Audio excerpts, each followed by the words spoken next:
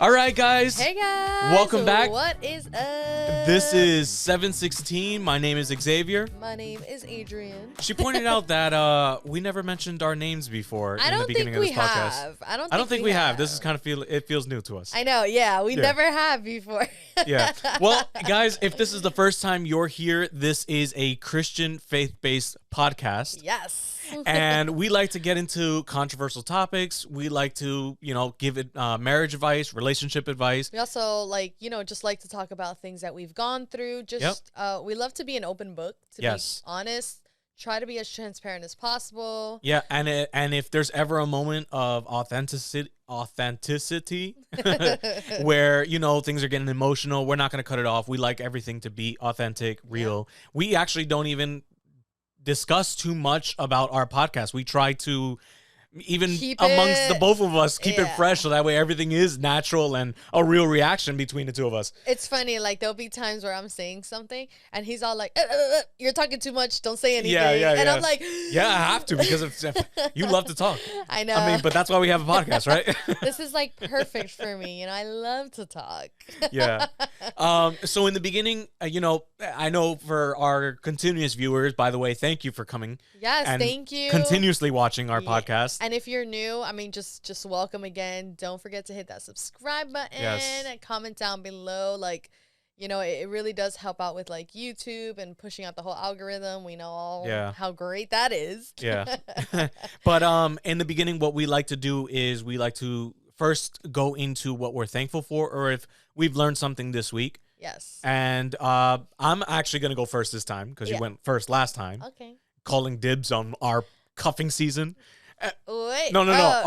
Our fall season, our colder, more crisp. Oh, yes, season. yes. Yeah. But the thing I'm grateful for, obviously, we always have to give grace. Not give grace, but be thankful. Well, you gotta give grace too. For your food. But, but anything that lives, praise God, right? Mm-hmm. So I am happy to be alive today. I've been protected in many ways. We have current issues that we're going through. I call them character development issues. Yes. But it's okay. We're gonna overcome that. They're small trials, but it is what it is. Glory to God in every way, because there's always going to be a lesson to be learned. Mm-hmm. But the one thankful thing that I really wanted to push out just now was that we had Colombian food, and God, thank you for creating such great taste buds amongst people to create beautiful dishes that can fill my tummy up and get me fat. Okay, so something that I am grateful for, it definitely has to, is touching base on what Xavier was saying. We've been going through things, and life has just been very interesting, throwing curveballs, whether it's the enemy attacking or God allows everything, right? But whether it's, just something else that needs to come out of this. And I said this in my last episode, is that I'm just so grateful of being able to hear God through everything. Yeah. Right. Where it's it's not that it's audible hearing, but sometimes it's just quickly boom, well, remember that God's word says blah, blah, blah, and I'm just wow, that is amazing. So to touch base a little bit, last week was just so insane for me. We have, and I'm not trying to sound braggy in any way, but it's we have 3 vehicles. One is my work vehicle, one is his, and one is our faithful hoopty that we've had. No. It's more like one is your work car, one is more my daily, and then I have a project car that I use for camping and for fun. Yeah, you're right. It's kind of it's where because I used to be a car person, a heavy car tuner enthusiast. It's just very within him now. He's suppressed it a lot. Yeah, I'm just not about that car meat life anymore. Yeah. But anyway, yeah. So we have these 3 vehicles, right? But I feel we mainly use mine. I love my car. We had issues with it. I went to go do an oil change. Long story short, The car wasn't turning on. I know I was saying small story short. Go. Long story short, yeah, my car wasn't turning on, and the people were like, "Oh, something's wrong with your battery," and I already knew this because it gave me an issue. So I'm like, "Oh shoot!" So I guess it is the battery. Change the battery. It turns out to be the alternator, and then it's just. I didn't actually, from our last episode, from the cuffing one, remember how we said, like, hey, guys, like, we have to actually rush out of here and go to church? Yeah, we couldn't rush out. We couldn't rush out. As soon as we finished recording, we went to go turn on the car, and nothing. And it didn't turn on. Yeah. And I'm just all like, oh, my gosh, because we had to take an Uber that day. I had to take an Uber to church. I had to sing that day, too, and I woke up, like, not feeling that great, so it was almost like a... I don't think I should, like, I don't think I can sing today, but you know what? I'm going to push through. Come do the podcast, and then it's like, my car doesn't turn on, and I'm just all like, oh my gosh, the devil is a liar. Yo, you know? And that day was just so amazing. We had such a great service. Like, it was the kind of ones that continued that going. Was a great service. Yeah, it continued going. Like, people were leaving, and we were just up there worshiping God. It was just so amazing. I'll say our pastor junior, he was all like, listen, those who gotta leave. He ended the service. He did the prayer ending service, and then he was like, but we're gonna continue worshiping. Yeah. And it just went on. It was beautiful. Yeah, it was so good, and it was like that refueling I needed. Mm-hmm. So that was like the first issue, right? Then the next couple days I had to go to work. And then, so we had our other car because his camper project car was like out of commission. Well, yeah, because he's working on it. I'm upgrading something, but that's like besides changing tires. Like there's a lot of stuff going on with us. So we're like, it's fine. We have 2 other cars. Boom. Now the second car out of commission. So we're like, okay, now we have to share 1 car, and we only have 1. But we're like, it's okay. I'm like, listen, I'm gonna go to work. When I come back from work, we'll figure it out. It was like a 5 a.m. day. I go drive that day. Oh my God. I'm on my way. On 95. I'm on 95. I'm on Turnpike. So it's like a crazy highway, 5 a.m., pitch black. And I'm on worship music, like doing my thing. And then out of nowhere, I hear like, pop, pop, pop, pop, pop, pop, pop, pop, pop, pop. So the tire sign goes on. And I'm just all like, oh my God. So then I go towards the side. And I'm just like pissed because, one, I'm on my way to a wedding. So wedding things are very time sensitive. So I'm there working, doing makeup, so I have to be there by a certain time to end at a certain time. That way the bride could be on time for her wedding, right? Yeah. So then I come out of my car and I see like this tire just exploded. Yeah. Like it was really, really bad. And I just remember going in the car and I start crying. And I'm like, God, why are you allowing this? Like, why now? Like, I am seeking you like I never have before.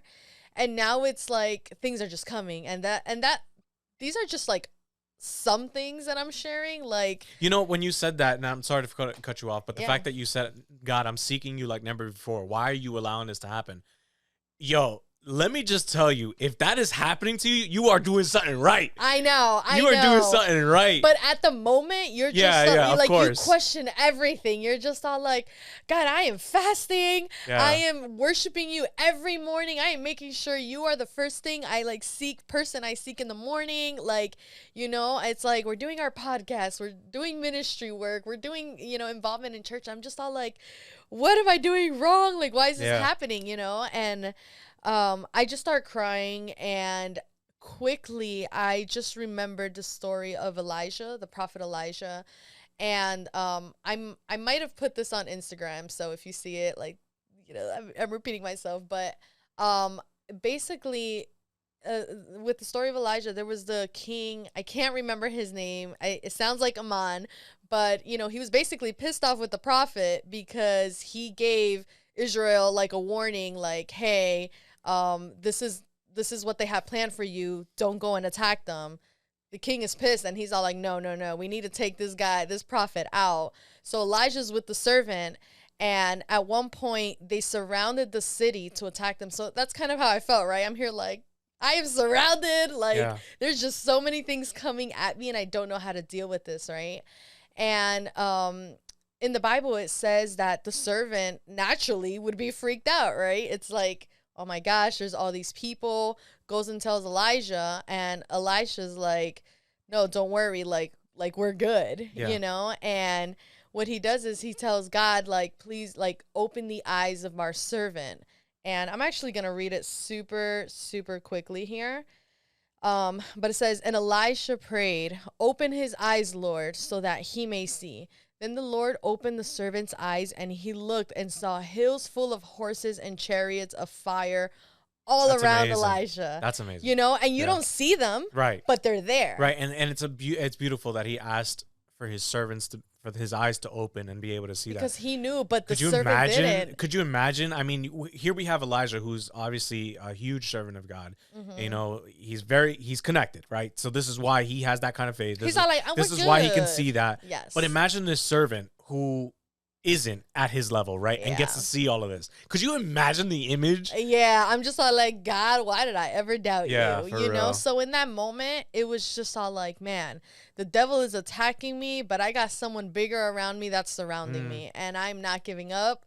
This is the beginning. Like, man, I don't know, God, what you're trying to do, but listen, I know that you are with me, and greater is he that is with me than he who is in the world. Nah, man. You know? So I'm just like, so that's what I'm grateful for. I'm grateful for, despite of the attacks, despite of things going on in my life, like God is with me. Yeah. And he is, man, he is not failing me, and he will not fail me. Yeah, just because we have something bad going on during our lives doesn't mean anything. Mm-hmm. And you know, I know a lot of a lot of times a new Christian, a baby Christian, right, will go through these moments and will feel like, well, ever since I converted or ever since I've All of accepted this is God into my happening to life, all this is me. happening. But listen, you're doing something right. There's a Yeah. reason why. It's because you're being attacked. The devil wants you to fail as a Christian. Yep. So don't fail. Praise God. You Yeah. know, if you have breath in your lungs, praise God. Yep. Be grateful because it could be worse. It could be worse. And I think that with everything that we go through, there's a lesson, but it's also, I feel like the lesson that's always being taught to me is like, okay, you're going through this. How much do you trust me? And you're like, God, I trust you. Then it gets bigger. All right, you're going through this. Do you still trust me? And it's all like, yeah, I trust you. Then boom, something else bigger happens. And it's like, do you trust me? And you're like, God, I trust you, you know? And it's almost like, it's just amazing to see that, you know, the more you trust him, like, trust me, his faithfulness towards you does not fail. Yeah. Yeah. It's It's an energizing thing for me. Yes, you for know, sure. because, It's like you start to think about it and it just pumps you up all over again. yeah. Because let me tell you, I'm tired physically, mentally, in all ways. But man, when you talk about the word of God, I get pumped. Yeah.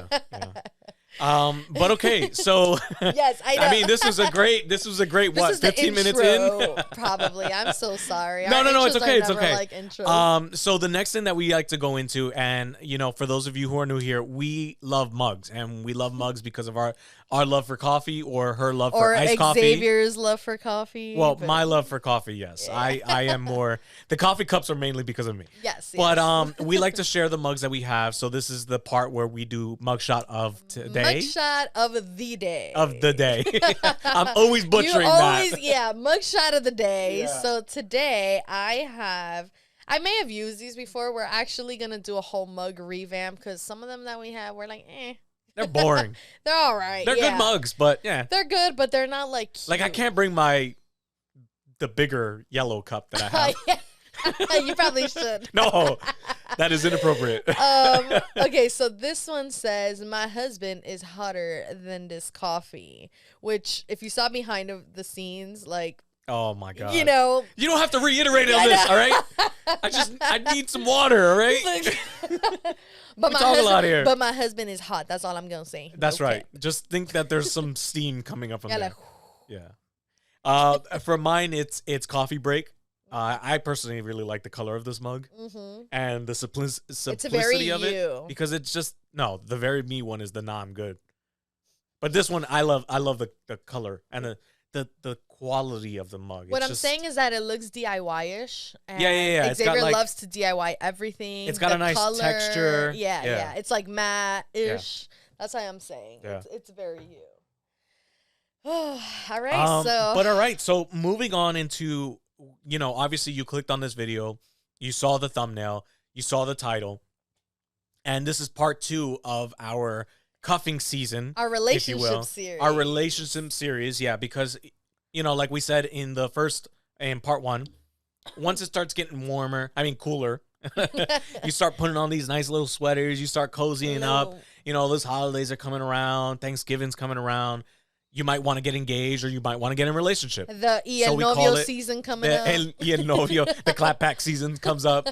You know, and so a lot of times, more often than not, people will fall into a relationship of some kind. Mm-hmm. And so today's episode is more dedicated on Christian dating. Yeah. So on our last season, we were talking about, it was titled cuffing season. Yeah.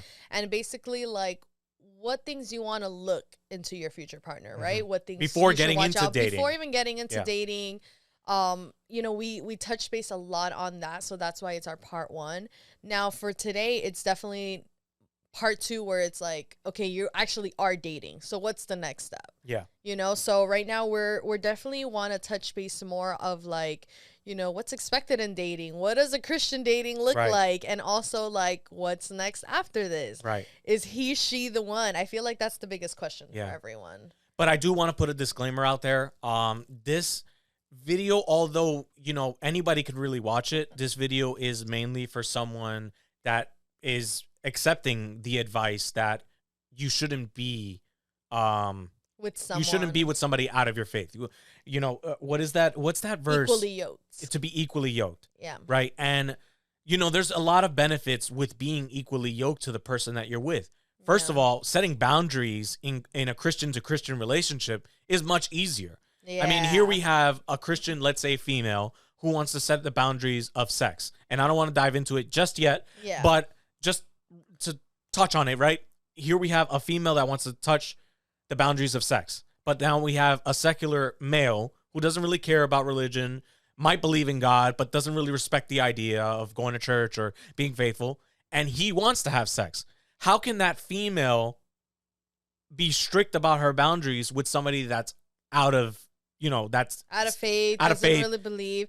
That relationship might not work out because the man wants to have sex with you. Yeah, and that's why we're talking about, like, you know, everything that we are saying today can be applied if you are dating someone, but there's some things that are going to be difficult because you guys aren't equally yoked, and that's the whole point of why we made the part 1, the cuffing season.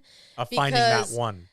You know, I shared too of, like, you know, when I used to date someone and it was like, hey, you know, I'm looking for a Christian husband, and this person was all like, well, I'm a good person. You know, there's just a friction of something that the person will never understand. And yes, God can save that person, but it's like you were saying, you are not God to play. You are not the one to play God in their life to say if they will not get saved. You know, at the end of the day, we're here to plant the seed.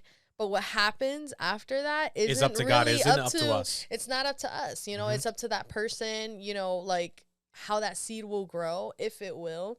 So yeah, equally yoked, man. It is such an important thing, you know, and that's the only way this is going to fit, really, most of our advice here today. And since we're already touching the idea of boundaries, you know, boundaries in dating is not, it's basically what is allowed and what isn't allowed in Christian dating. Yeah. So question, what do you think about, like, because there's extremes, right? Like, obviously, you know, we don't believe in premarital sex, you know, because that's just a sin already.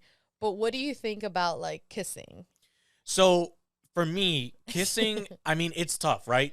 Because there's extremes. There's some people that are like, I will never kiss anyone. Towards the end of this, I'm gonna touch base on something that might give a little more base to the idea of kissing. I can understand if there's like a small peck on the lips, or if that kiss ends up being 1, 2, maybe 3 seconds long.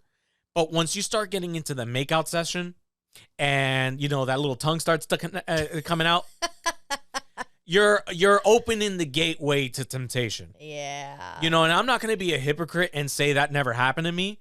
But I'm telling you, listen, from that is not what you want to be. That's not where you want to be. Yeah, you are literally playing with fire because that's just going to start burning you up. And especially if you're a young person, and there's 2 scenarios in this. There's the young person in hormones going through that phase, and then there's the older person that hasn't had a relationship in a long time or has been desperate to get in a relationship, and all you want to do is just, give your all to this person, right? Yeah.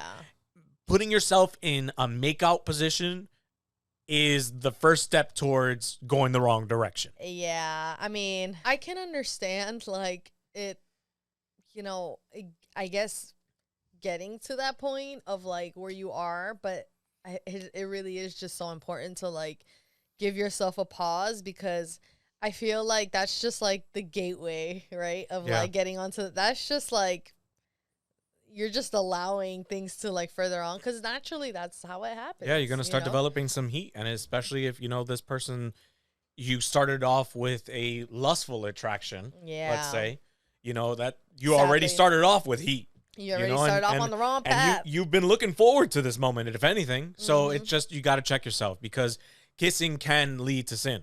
Yeah. And if you feel like you can't avoid it, then just, I know that there's the extreme version. There are people that their first time kissing their husband or wife will be when they're getting married. I know. See, I don't necessarily agree with that. I think there's an extreme. I think that's cute. I think it's cute. I think sometimes it's necessary. Yeah, I guess depending on the person, right? Yeah. If you know I do yourself. believe that to an extent it is necessary. If you have absolutely no control, then who am I to say you're wrong for doing that? Like, that makes no sense. Like, I mean, I'm not going to condone it. Yeah. I'm not going to say that I'll do it, but I'm not going to say that that's like the wrong way. I mean, yeah, that's I think that's shoot, if you could do that, go ahead. I mean, yeah. Right? That's amazing. But you also have to be able to control yourself. Yeah, because I mean, we're just naturally sex is a gift from God, and we are sexual beings naturally. So, it's a natural thing to come to you to want the person that you love or the person that you're trying to pursue something more serious with. I feel like that's like the major thing, right? When it comes to Christian dating and just, I mean, dating in general, but let's be honest, like Christian dating, that's probably like the one thing that'll really, be the main thing that you really have to watch out for. When you're looking at me like confused. I'm just waiting for you to. I know, like just having sex before marriage, right? So there's things that you want to do to prevent from that portion getting up, right? So we were saying when it comes to kissing, the type of kissing has a lot to do with it, but also like leaving yourself in a room alone. Oh, that's true. That's very true. Those are like some boundaries that I think that you need to set. Like going to the movie theaters alone. Yeah. Well, why did I say it like that? Movie theaters. Going to the movie theaters alone. Like. It just depends. Like, like some people don't care and other people are like, well, this is the public setting, but. But if you're leaving yourself in a position where it's dark. I mean, I guess it just depends. Like, not everyone's like that. Like, no, but I think there's certain things that should be avoided, especially if you're by yourself. Like if you're with a group of friends, it's fine. You get me? And you're at the movie theaters, it's fine if you can have other Christian friends to hold you accountable. You get me? But if you're putting yourself in a position where you feel like you're weak. Yeah, I guess that just depends because, I mean, I feel like I don't see it harmless going to the movies with a significant other. I feel like for the most part, people don't. Well, I don't know. I can't say. People are a little crazy out there. I don't know about that. No.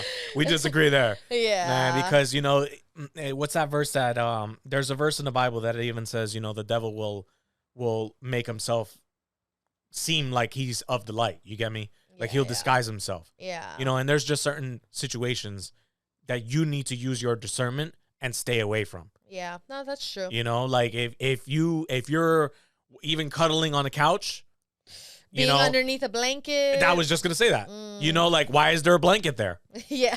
Like what do you need to cover? Because that hand starts to slip on over. Get yourself 2 blankets, because no blankets. Don't cover yourself. It's cold.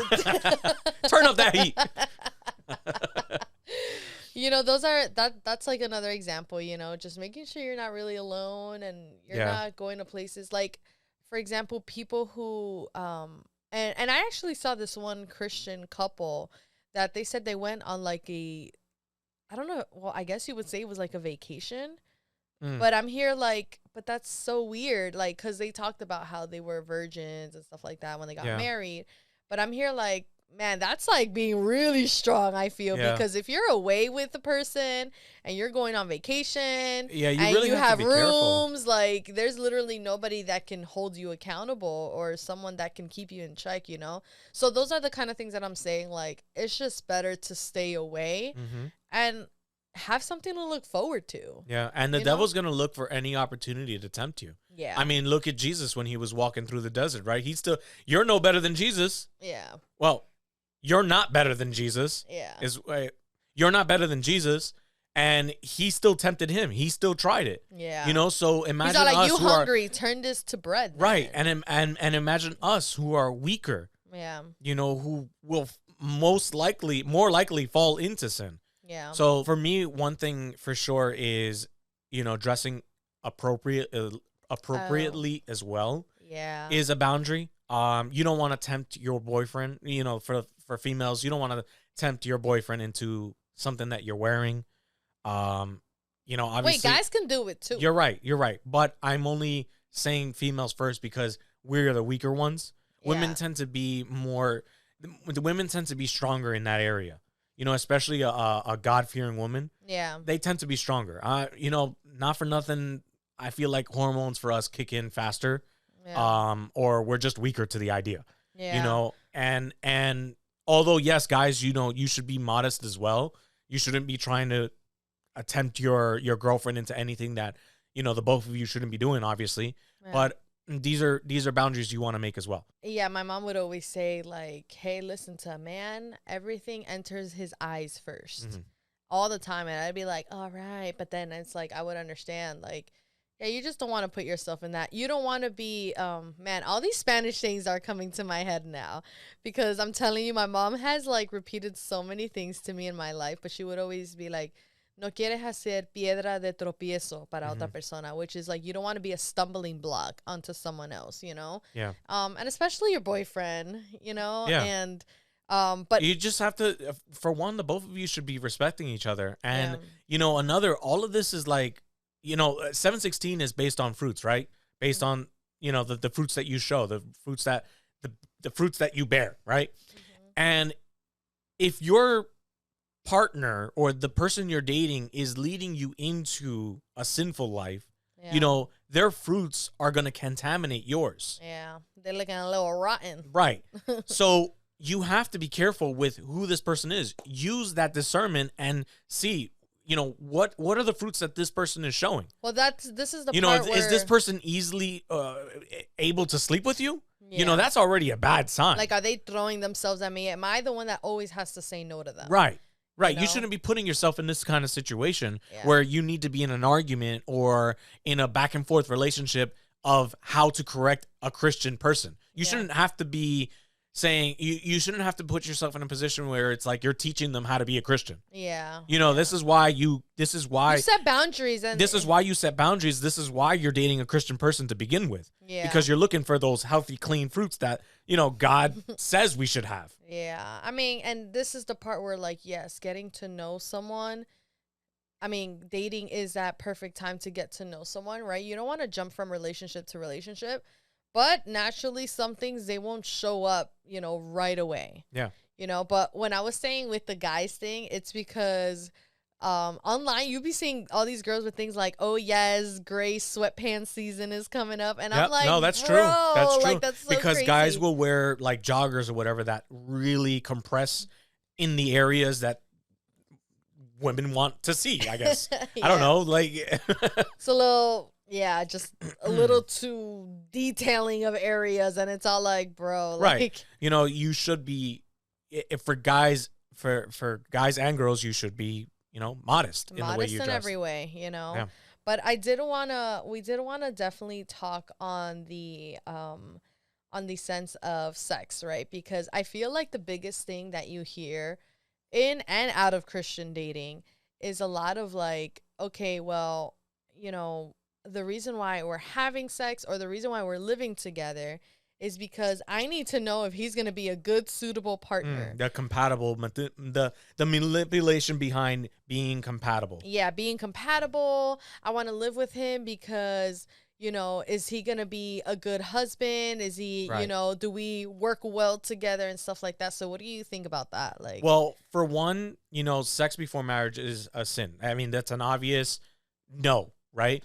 But my answer towards, oh, well, I would like to know if we're compatible, that just tells me you want to have sex before love. yeah. And you're building a relationship around lust. You're building a relationship around it's like a materialistic things within the relationship without it being materialistic. It's almost Like it's just a physical. You get me? There's no emotional attachment. You're not building anything that's going to be strong because you're not building a solid sex, foundation. Sex is a blessing, right? Sex at the end of the day, it's meant to be a blessing in marriage. But let me tell you, sex is not something that's going to be there all the time, every day, 24/7.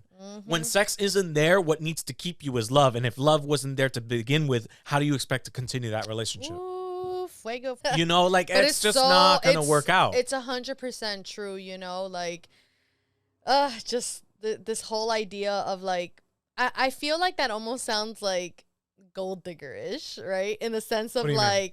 like I can only be with this person if they're gonna be a good sexual partner, right? Because that's a deal breaker apparently for people. But that's almost like saying like I can only be with him if he's got a Benz. Like, you know, if you see it in that sense, it's all like, wow, it's a really, for in my opinion, I think it's a really shallow reason to like not like, I understand like sometimes you're like, okay, listen, I want someone who is maybe this height or this whatever, like you can have things, but I feel like we try to jump ahead of things and then, you know, like cause something.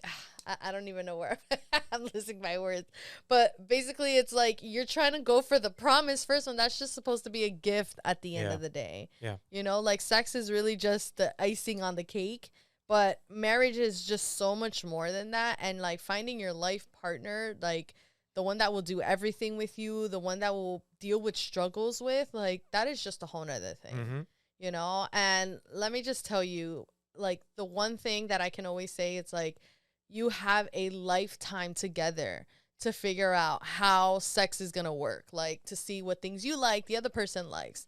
Listen, we are witnessing, we are living testimonies. All right, let me stop. But listen, this I is need to put a censor label I know, over right? you. No, I'm kidding. But this is the truth when it comes to marriage. Like there's things that you learn from each other, things that, you know, it's, listen, I think it's exciting to, you know, we were virgins when we slept together. Yeah. Right. So I've never been with nobody else and she's never been with anybody else. Right. So it's exciting because I built that relationship and our experience is only with each other. Yeah. I don't have anyone to compare you with. Right. I don't have anyone of like, oh man, like I remember this guy was like this and this guy was good at this. Like I don't have that. All these special and first time moments were with you. You know, and that, I think that's just a gift of its own, you know, and I'm not trying to also shame anybody if you've gone through moments and now you're changing your life around. Good for but you. These are just the benefits, you know, and yeah, seriously, good for you. Cause I know that's not easy. But it's like, these are really just the benefits of what it is to obey the word of God, right? Because it's not like he says it. It's not like he says you can't have sex because that's it. And it's like for us, you would see it as like, man, God is cruel. No, there is actual reasoning for why he is saying that this can't happen right now. Right. You know, it's not that it can't happen. It's just right now is not the right time. You're doing you're trying to get your promise prematurely, and it's just not going to work out. There's just so many things that can go bad. There's just more, what was that thing that I saw? It was like, there's more losses than there is profit, right? To what it is to have sex before marriage. Right. You know, and then we were also watching a video. You actually showed it to me recently. Yes. And you know, it's this guy named Alan Parr. He has so a great channel on YouTube. He's very knowledgeable, but he mentioned something about gluing two pieces of paper together. Yes. You want to finish that? Yes. So basically, you know, it says that when you marry someone, you know, you become one with this person. You know, like having sex with someone, you are now like, you are uniting yourself and becoming one with this person. So when you leave away or when you leave that person, like there's parts of that person that now stays with you. And if you're going around from person to person, just trying to see if things fit, trying to see if they're compatible with you, but you're giving that part of yourself, there's a lot of parts that you're letting other people take away from you. So he was mentioning this idea of like, imagine, we're pieces of paper, right? Like this is you, this is the person that you're going to sleep with. You put glue on them, right? To make them one, because that's what sex ultimately does. If you leave it dry there and then the next day you go and take it out, literally pieces of this paper will be now on that and vice versa. So that's the same exact thing that sex does. And these are just things that should be like, it's reserved for marriage. Right. And he also mentioned that because those little bits are left on you, it's the reason why you end up wanting to go back to that relationship, whether it was toxic or not. But it's because you already had that soul tie, as he mentioned, and that connection, that deep-rooted connection to that person, and you get drawn to that person through sex, whether that relationship was good or bad. Yeah, I would love to do like an episode maybe on like soul ties and like things of like specifically when it comes to this, I feel like there's just so much that we could talk about. But something that I was reading that is found in Proverbs, it says, drink water from your own well. Right. Share your love only with your wife. Not saying girlfriend or boyfriend or person you're dating. Share your love only with your wife. Why spill water of your springs in the street? Having sex with just anyone. You should reserve it for yourselves. Never share it with strangers. Like, it's just something so precious, and it's something so intimate and something that, like, again, it's just like the icing of, like, the cake. What is it? The icing on the cake, yeah. When it comes to marriage. And it's just something so beautiful to look forward to.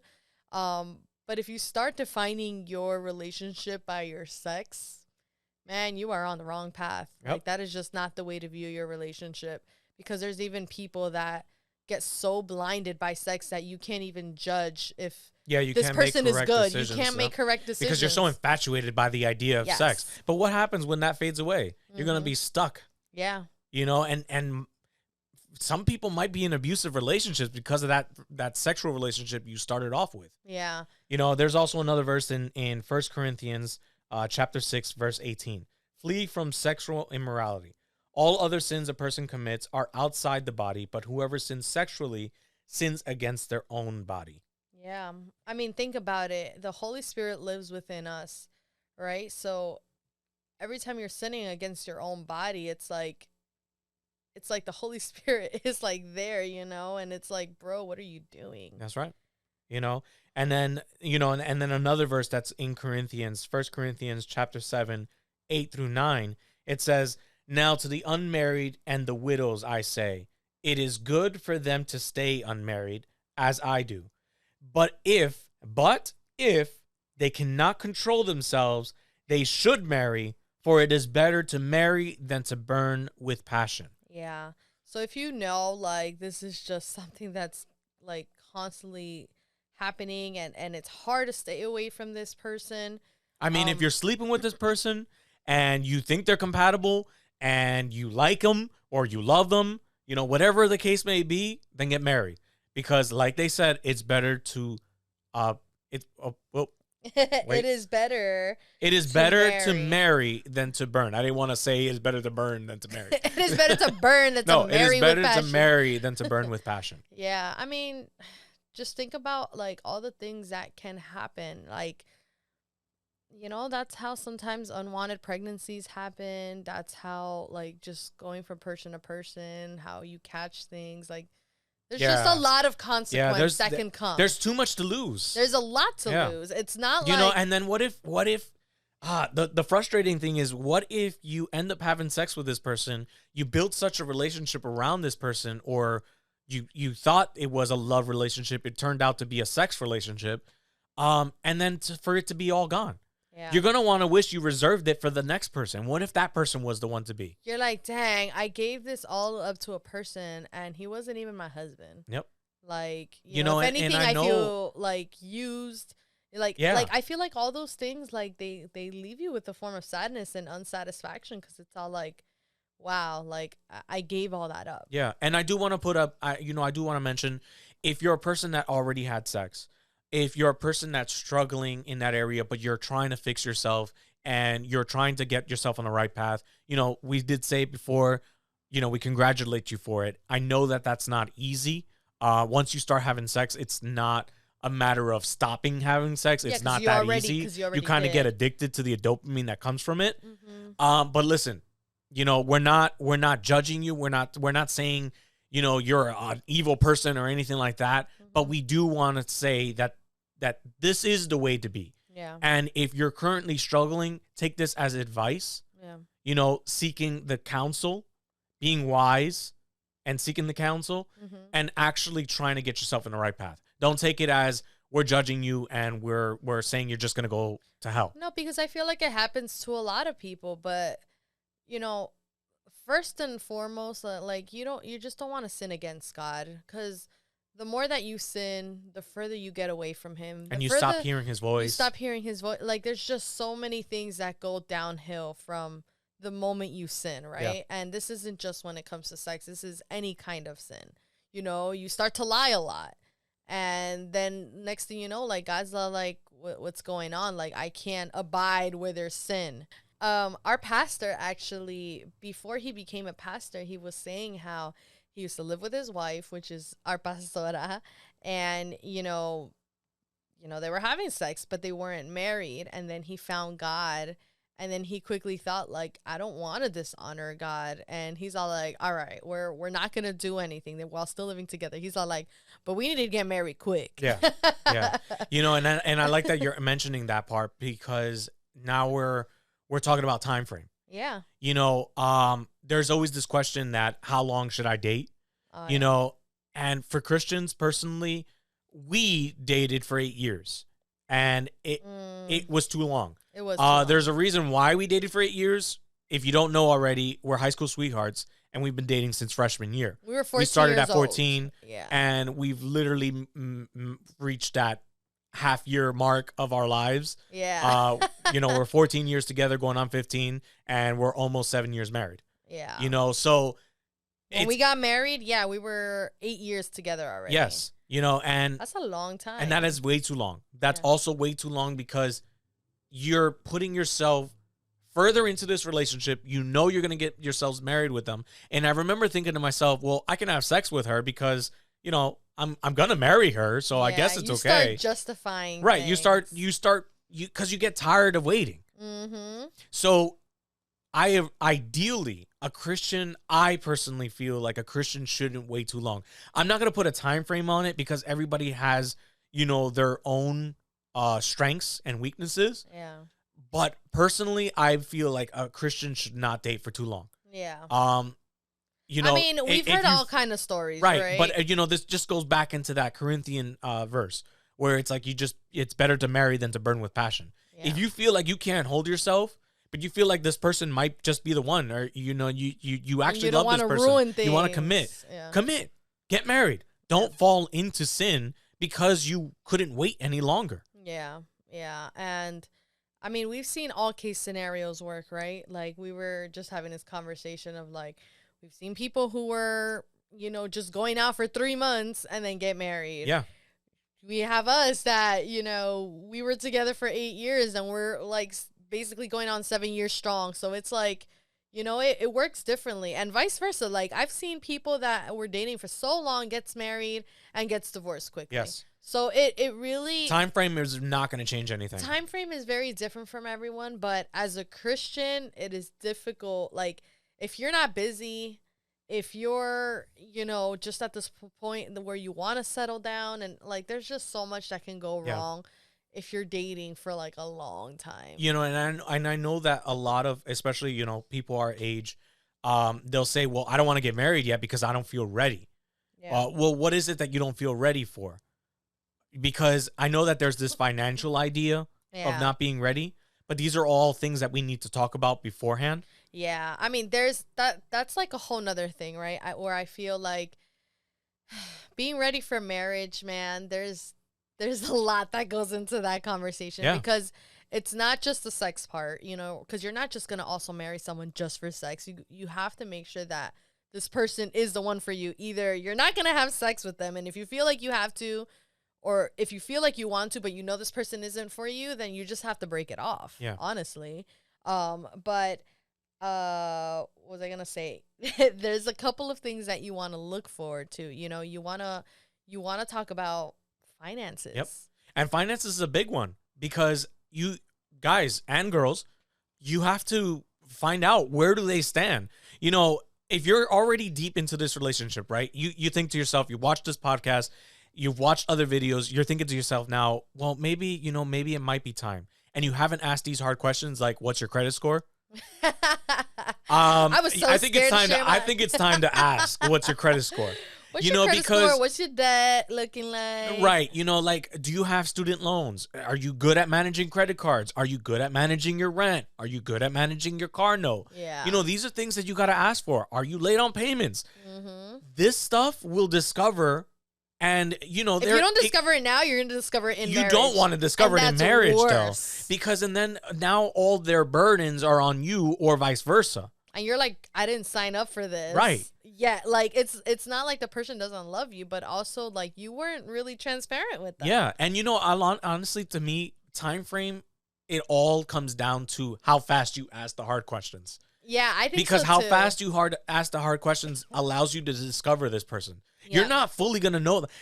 We were dating for 8 years, and we felt like when we finally got married, when we finally moved into each other, then we discovered who we were. Yeah, you know, it wasn't beforehand, and despite us being 8 years together. And that's why we talked a lot. Yeah, like I remember even buying a book where it was all like, oh, all these questions you should ask before you get married, which I honestly like would definitely what is it called? I would definitely recommend it to anyone. You know, you want to ask the hard questions because you're going to find out one way or another. And it's just so much better to be prepared for it than to just be surprised when you are actually married. But I remember that was one thing where one day we sat down and he was all like, okay, like what debt do you have? Yeah.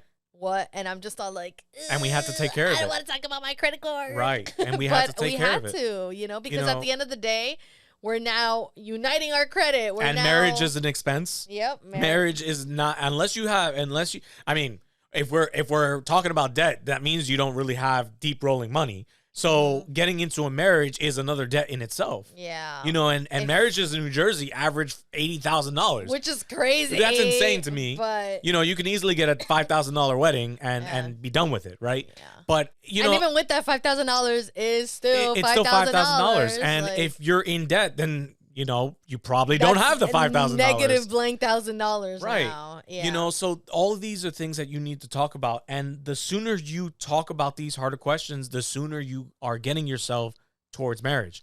You know, another thing that we want to get into. Did you want to say something else on that? Well, I was just going to say, because, like, I've heard stories of, like, hey, I'm married, you know, I got married, all of this. Now come to find out my wife has a $50,000 debt thing. Like, that's a heart attack, I feel. And the thing is that one thing that people may not talk about as much, because people have this whole thing about having sex before marriage. That way, when they get married, they don't get divorced, right? But let me tell you, I think the number one cause for divorce is actually finances. You know, not being on the same page with your finances, having debt, you know, whatever the case is. So finances, huge portion of what it is before you get married. Yeah, and there was actually one person that he was a marriage counselor. This was way before we got married. We were still dating. We were pretty young. And he was like, there's 4 legs to a chair. And in order for the chair to work, you need these 4 legs. If not, the chair will tip over.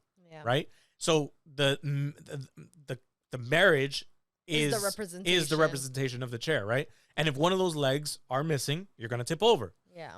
Those legs consist of sex, finances, trust, and communication. Yes. If one of those legs are missing, it's not gonna work. You're gonna have a hard time. Yeah. I'm not gonna say it's not gonna work out because God is God and He has His ways, but you do need to fix that area. Yeah. And it will work out as soon as you start repairing those areas. If you want to have a smooth a nice comfortable chair, You know, a nice smooth marriage. Yeah, make sure those are things that you have in line, and that you so can talk about beforehand. finances are one, sex in that case, that's something I think we're going to talk about more in our Yes, next no, episode. I know that's ties more towards marriage, Yeah, and 'cause it's you more for a can't- part 3. But I did want to mention that because communication. If you're not communicating, how do you expect to last? If you can't talk about finances, how do you expect to last?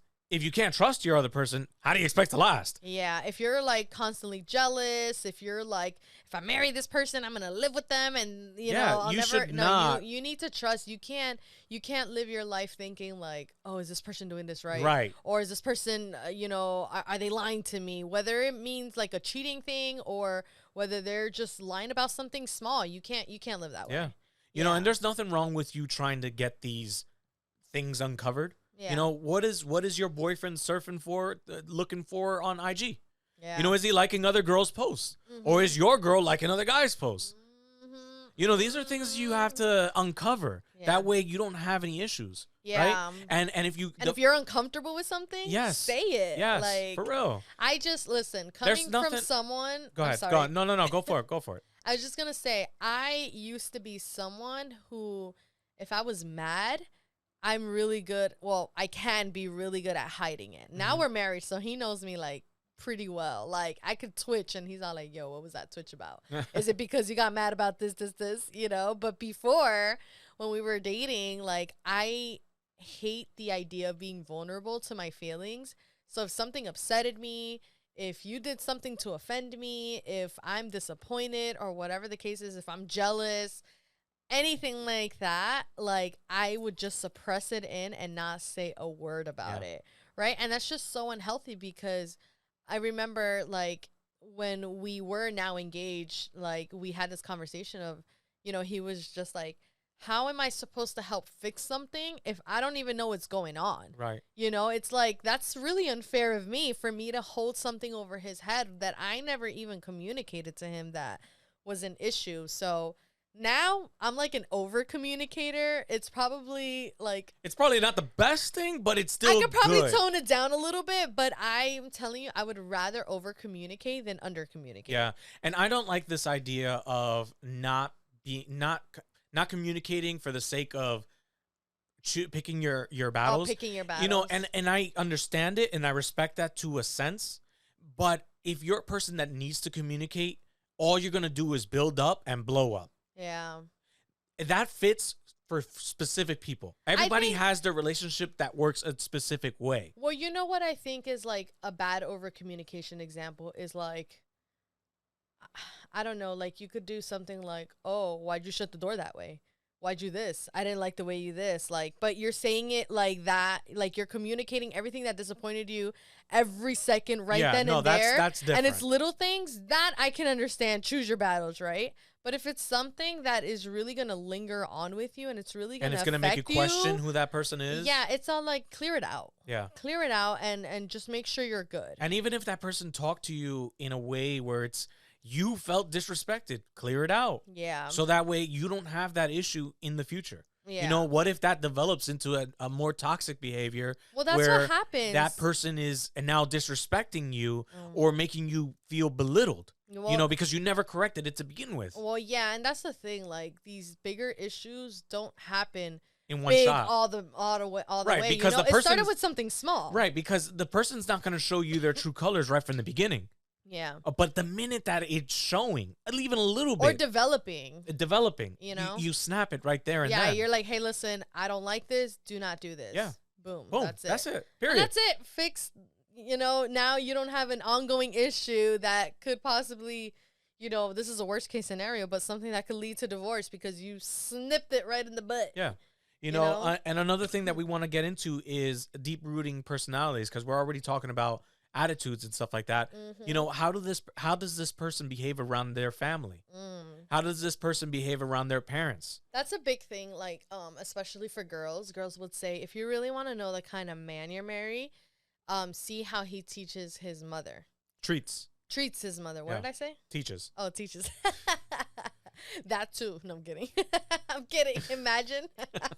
But anyway, But yeah, like how they treat their mother, because if a mother is the man's like technically number one female person in his life until wife comes along and all of that. And I was just gonna say that whole question of like what comes first, your wife, your mother, or your daughter. That's a whole nother thing. But normally, wife, daughter, mother. Move on.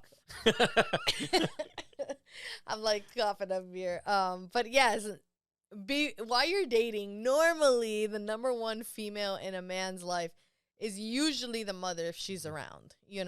So if he is treating the mother with disrespect, if he's treating the mother poorly, what makes you think he's gonna change anything for you? Yeah, homegirl. Yeah, like and it also goes in another direction.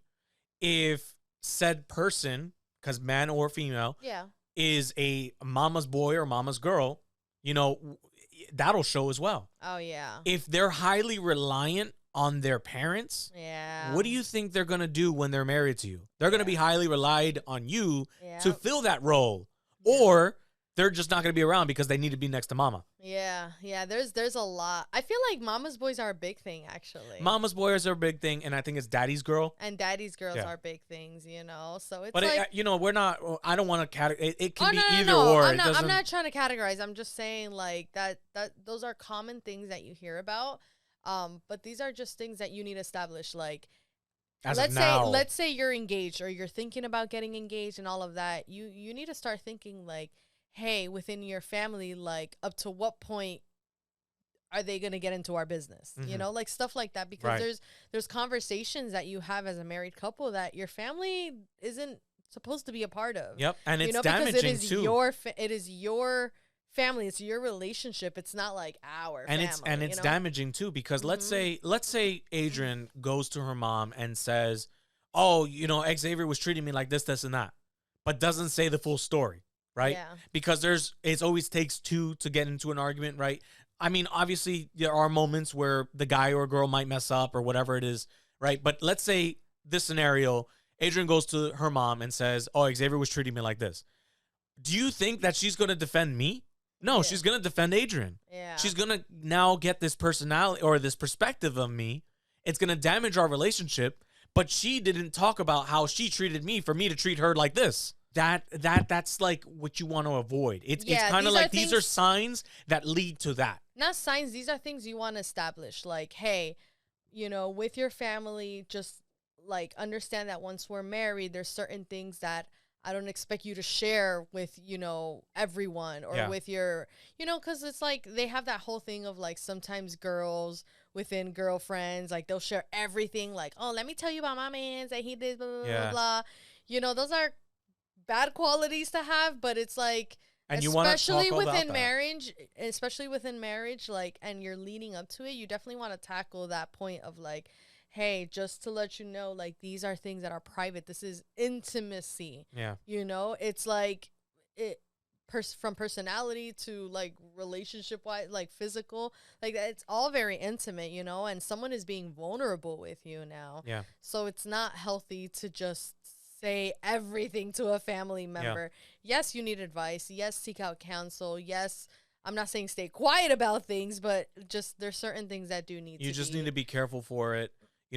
Be careful who you seek out advice towards, because not everybody has the best advice. Yeah. Maybe some people might say, "Oh, we should just go to the club and just burn things off, right? Steam it off, right?" Yeah. But again, these are just boundaries you have to set. These are things you have to talk about. This is how I expect to handle our relationship or handle our arguments. I don't expect you to broadcast these things. Yeah. There's just like, because from dating to marriage, there's a big difference. Yeah. I see it all the time where it's like if you're dating and you're going through things and you talk to your mom, like, like you got to talk to your mom. But yeah, you're married. Things have to be a little bit different. Yep. That's my personal point of view. I mean, at the end of the day, everyone makes their own choice, but that's something I highly advise, And by no means are we saying that, you shouldn't speak to, like, I know that we're going into advice that would be more towards marriage.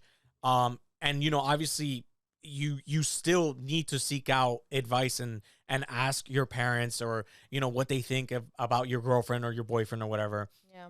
And you can seek them. What we're saying is more like how you handle arguments and making sure that you're not broadcasting it. But by no means are we saying, you can't speak to your family. Yeah, I think it's more of like developing habits, like things like that. Like, it's just all about like what you're expecting from this other person while you're married. It's all like you're kind of unraveling everything. Like, there's something that I heard and it always stays with me, where it's all like when you get married, I bring, like, it's like when you go on vacation. I have my pack of bags. I have my bags. Xavier has his bags. We're going on vacation. We get to the place. Time to unpack. Or when you're moving in together, right? Time to unpack. It's the same thing with people in relationships. Once they're getting married, like, you may not talk about everything, but whether you talk about it or not, you're going to find out a lot of things about this other person. So it's good to make sure to talk about everything, because now when you unpack, you're going to unpack everyone's baggage, his baggage, my baggage. So it's so important to know as much as you can from this other person, all right? So you want to also, like, see what the family situation kind of looks like. If you're marrying into a family, like, a lot of times people will say, oh, I'm not marrying the family, I'm marrying the son. No, you're not, homegirl. You are marrying the family. So make sure you are taking a close look at how that looks like for you. Because if they don't like you, there's going to be friction. Yeah. Another issue that comes up is how that person grew up with their family. Yeah. Personally, for me, I felt like I isolated myself from my brothers and sisters because I felt like I didn't have a good relationship with them. So I felt alone a lot of times. Yeah. And later that ended up affecting my relationship with her because my character was reliant on Adrian. Yeah, for like that attention. Right. So these are also things that you kind of need to analyze with your couple. Yeah. Of your couple. Of your other partner is what I mean. How did they grow up? How attached they are with their mother, how attached they are with their father, how attached they are with their siblings. Or how unattached. Or like, why is there that do they have trauma in their family? It's hard because sometimes these are sensitive topics, but it's going to help you in the long run. Yeah, it's going to help you understand, like, who your future husband and wife is going to be, because, like we said, once you move in together, you unpack all of your baggage, and whether you might not see it right then and there, like, it's gonna, like, you're gonna notice things, like, the way your relationship is and things that you do are 100% affected by the way you grew up. So I'm going to give you a very simple thing. So in my family, we didn't grow up saying I'm sorry, and we grew up with just, like, if we offended each other, I would walk away mad. My brother would walk away mad, or my mom, like, whatever. We just wouldn't talk. And then later on, it's like, are you hungry? Like, that was like us saying sorry, but not really saying sorry. So what happened was that because I was raised like that, when I got married, I brought that into our relationship. And it wasn't until one day he was all like, do you realize that you actually never say I'm sorry to you? You always expect me to say it. Right. And I'm here like, what are you talking about? He's all like, you don't say I'm sorry. You're never the first to say I'm sorry. Yeah, she could be in the wrong, but that. Yeah, I'm just like, oh, okay, well, whatever. And then later on, I'm like, hey, so you want to go out to eat, or you want to, like, watch a show or whatever? Oh, she'll just come into the room like try to brush it off, And then he's all like, no, I want, like, a verbal, like, I am sorry for what I did. And that's just a little example of, like, the way you're raised affects your relationship in the long run. So it's like, the more you know about this person, the more it can help you navigate or fix things, maybe, or allow for healing, whatever the case is. And this is why communication helps out. Yep. And it's a good practice. And everyone has some kind of childhood trauma or childhood thing that affected them and has made them the way they are now today. That's just inevitable. Like, everyone has gone through something that shifted their personality. Yeah. And another thing, moving on, another thing that we have that's important to talk about, is expectancies. You Mhm. know, we have this issue where, you know, what does this person want to raise kids, or does this That's a big person want to one. have kids, or will this person help you while raising kids? Yeah. You know, will you be a partner in this mom dad relationship? Mhm. You know, and then there's also, you know, who's cleaning, who's cooking, and Yeah. these are all questions that need to be asked, not to All be of it. discovered when you're married. Yeah. And then, you know, it's like, oh well, I thought you're the one that's supposed to cook, Yeah. you Yeah. know? Or I thought you were going to be the stay-at-home mom, or I thought you as the man were going to provide everything for me. Right. You know, like these are like that's the part where it's like in the dating stage, it's all cutesy. It's Hmm. very like, oh my gosh, like he is so cute, and like the way he calls me in the morning or texts me good morning, like it's very cute, right? And then you fall in love with that, but then it gets serious, and this is those serious moments. And the reason why we are sharing this is because I wish someone had shared all of this with me. Yeah. Like people say, like my mom would just say, like, "Oh, no todo es besitos," like not everything is kisses and hugs. But what was it? But what was it then? Yeah. You know, or like what is it that causes issues? Yeah. And so this is what we're trying to advise you guys, like serious things to talk about, you know, Hmm. because I feel like, and I hear this from so many marriages, like especially in your first year of marriage, you argue over the dumbest things. Like something that you think is so like small and insignificant like this can turn into a big argument. Like, I don't want to talk with you, slams door, like Yeah. whatever. And all it was because you didn't close the door. Yeah. Like something Yeah, so it'd simple. be so It'll stupid. be something so dumb, and then you like think about it later on, like, why did I get so mad over that? Yeah. You know, but it's just because everything's new, and there's just so many things that you're adjusting to, they're adjusting to. So Yeah.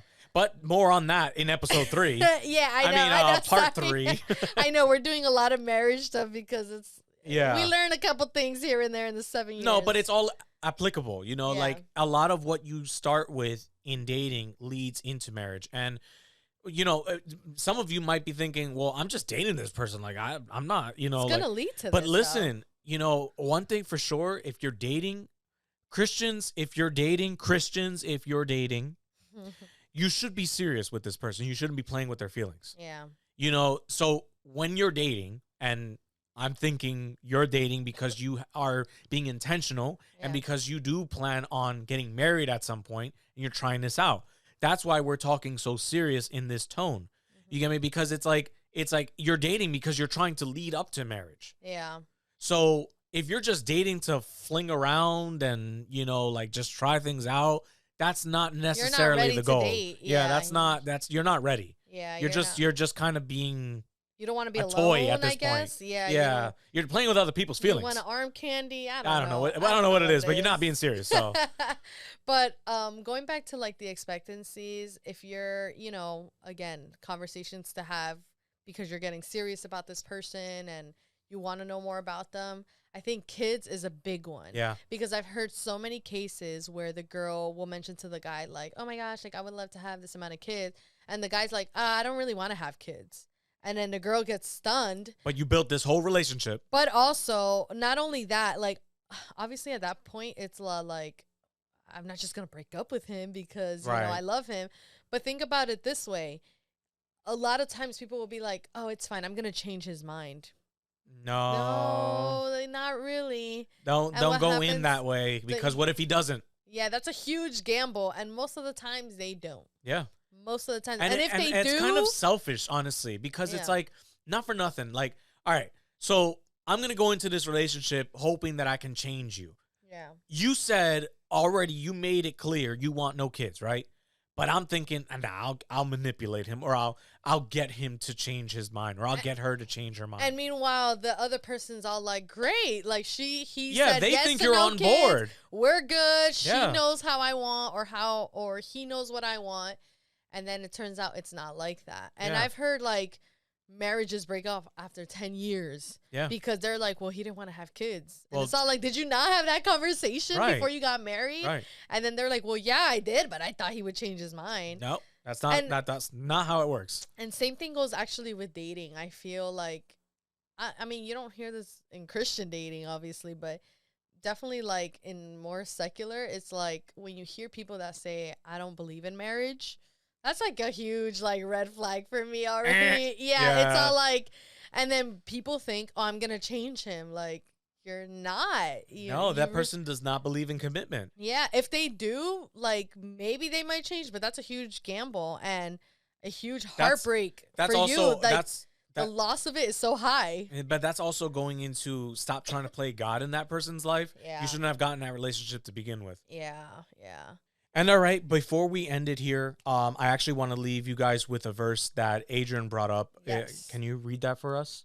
Yes, so it's found again in Proverbs 4:23. One thing we've been saying, like, man, I love Proverbs. Yeah, Like, for there's sure. just so much, like, so much wisdom. And it comes sometimes in the moment where I'm like, wow, that's just like clear and day, like black and white. It's not, because so much of the Bible is like sometimes poetic, or if you talk about King James Version, right, it could be a little hard to understand. I feel like Proverbs is like, It's pretty don't cut do and dry. this because this will happen. Yeah. Or do this if you want to see this. And I'm like, wow, this And is it's amazing. great for relationship advice. Yeah, 100%. So it says in Proverbs 4:23, it says, above all else, guard your heart, for everything you do flows from it. Right. And so, you guys want to protect yourselves from everything. Yeah. Your heart is where everything lies. Yeah. You get me? If you give your heart away towards somebody and they damage it, how do you expect to give that to someone else? Yeah. That's why we have to be careful with who we choose to be with, let alone sleep with. Yeah. If you're marrying somebody, you're marrying this person. Yeah. You're building this relationship because you ask these hard questions. Yeah. You know that everything is sound. Although, yes, you will discover things in marriage. Yeah, naturally. The dating portion of it was done correctly in God's eyes, right? Yeah. And you led up to a point where it's like, okay, I do believe that this is a solid relationship and we can get married and I can sleep with him. Yeah. Or I her. can, yeah. Like, I'm ready to marry this person, but it's like, just, I feel like this is something that would have been so nicely, because I thought about this after we ended our first episode, the cuffing season. But we were just such in a rush to like leave that day. I was like, we gotta go. But man, the person that you allow, that you give the privilege, right, to be your lifetime partner, man, choose wisely. Yeah. And especially once, okay, you're dating, right? And then now to make that person your wife or your husband, choose wisely, because this person is going to be around for everything. All the family reunions, all like, all the hardships in life. When you're down in the dumps, like todo tirado and things are bad, is this the person that you want? Todo tirado. One of my friends was all like, yo, you got mad Puerto Rican. And I'm like, I'm married to a Puerto Rican, but she's like, I'm sorry. I was just saying, like, is this the person that is going to be there for you, that that they're actually down for you? Yeah.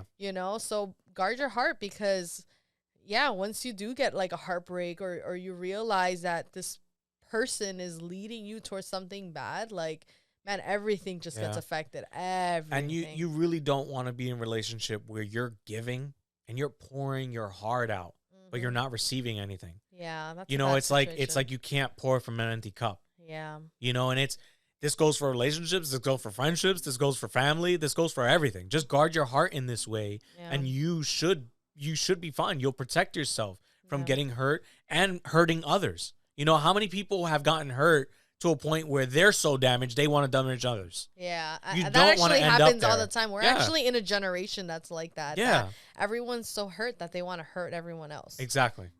But something for sure. And I hate to say it like this, because chances are it's like, if you've been dating someone and you're already thinking of marriage, but maybe you're realizing like things that it's all like, wait, is this person really good for me?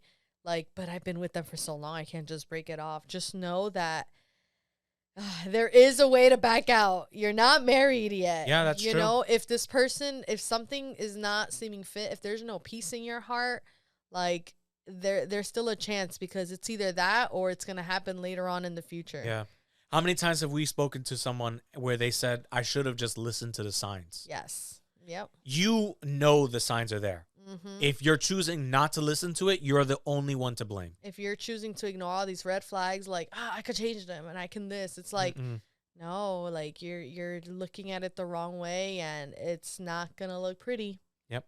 It really isn't. But you know, if you feel like this person has all these things, you've asked the hard questions. You guys are trying to live a godly life. Like, you know, I hope you do take that next step. And Go ahead. I was just going to say, and if you are living in sin, you know, God is a God of grace, and he gives us a new chance every single day. So it's not too late to start over. It's not too late to get your life in order. There's nothing better than to live a life knowing that God's in front of it and he's blessing you. Yeah. There's just no better way. Yeah. We really hope you guys are, you know, listening in and taking in this advice. Yeah. Learn from the people around you. Learn from the examples around you. I mean, this is why we're saying to be equally yoked. Yeah. When you are surrounding yourself around people that can give you advice like this, or give you a positive relationship, or give you, you know, just a positive direction towards God's will, things work out for you. Yeah. So when we speak, we're not speaking in a way where we want to give you guys a lecture, or we want to tell you guys, everyone. Yeah, like we're sending you to hell in any way. By no means are we trying to be that kind of person, right? We're in our way, we're telling you guys what we wish we would have heard from the beginning. I wish somebody would have sat down with me, and that's that we seeked out counsel. We really did.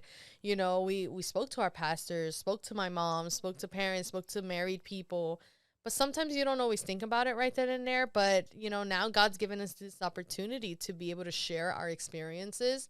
And that's why we're transparent, because we're transparent in hopes that this can help someone else out. Yeah.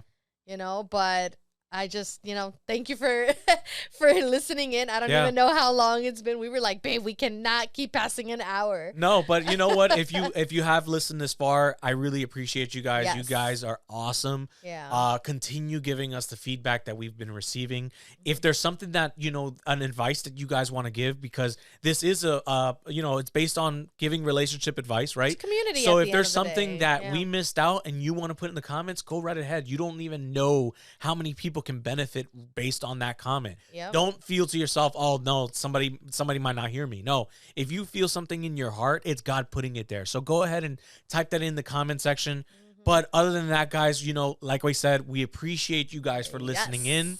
You guys mean everything to us. Every time you comment, hit like or subscribe to us, you help us and help YouTube to tell everyone else like we're doing good, and they spread the word with us.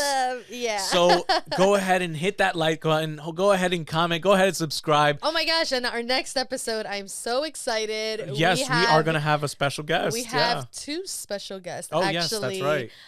And we are, little mini spoiler, but not really. We are gonna be talking about marriage now. So we went from courting, right? Yep. Is that like an old word? Going exclusive. Courting. Dang, I'm that old. I didn't know what to say. What's the proper word of saying that? I don't know. Like finding the one. Becoming or trying to become exclusive with somebody. Like you don't say cuffing. Anyways, we went from you like someone, right? From you like someone, you kind of want to ask someone out. You passing notes in the classroom. You passing notes like, do you like me? Circle yes or no. Well, now it's out of that. What? To what? Anyway, to dating. So we went from you like someone, you want to pursue them. That was episode 1. Right now, episode 2, you're dating, you want to get married. Episode 3, we're going to be talking about marriage. Yes. We're going to give all the dirty secrets. And I would like to dive into small experiences of our first year marriage. Yes. Oh, maybe we could do that. Yeah. So if you guys have questions, let us know. So definitely, you know, if you guys even want to add questions here that you might want to know, go ahead and type that in. But definitely subscribe so that way you guys are notified as soon as we upload that video. Yes. And thank you guys again so much. And we will see you on the our next one. Bye, guys. Necesito agüita. Agüita.